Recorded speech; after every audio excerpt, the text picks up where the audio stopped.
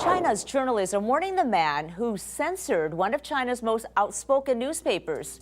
A little ironic. To explain, here's our Hong Kong contributor, David Bandurski.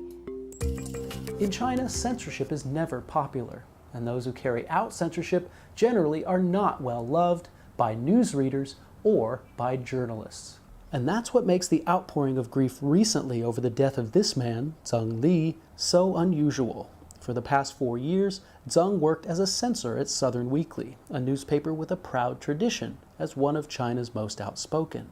Zeng was part of a program of intensified control in place at the paper since 2008. His job was to go through copy before it went to press, to ensure it was politically safe. But Zeng's legacy as a press censor took an unexpected turn late last year. As he grew closer to his colleagues and watched censorship worsen at Southern Weekly, he suffered a fit of conscience. "Over the past 4 years, I've felt the warmth of Southern Weekly," he eventually wrote. "I learned a great deal from this paper, and I learned about the ideals that drove this, the most influential newspaper in China." When overbearing censorship of Southern Weekly's New Year's edition in January resulted in a staff strike and street protests, a blog post by Zeng Li provided a reliable insider's account of how censorship worked at the newspaper. The post was critical in contradicting official propaganda, suggesting the province's top propaganda leader was not involved.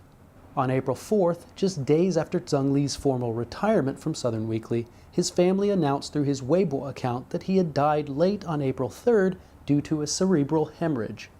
Qian Gang, the paper's former managing editor, wrote on Sina Weibo, "Today is grave sweeping day, and I light a candle to remember a contemporary who has just passed away. I salute a very unusual news examiner."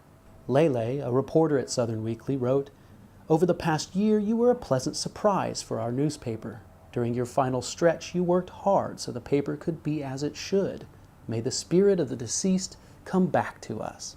Veteran journalist Yan Liashan wrote, "Zeng Li, the former Southern Weekly employee who was so loved and esteemed, died of a sudden cerebral hemorrhage.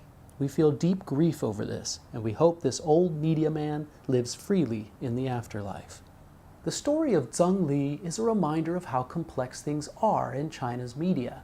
Yes, all journalists are subject to control, but many actively push against censorship. And sometimes, even those tasked with policing content can be changed by the very ideas they are meant to suppress. In Hong Kong, I'm David Bandurski for LinkAsia.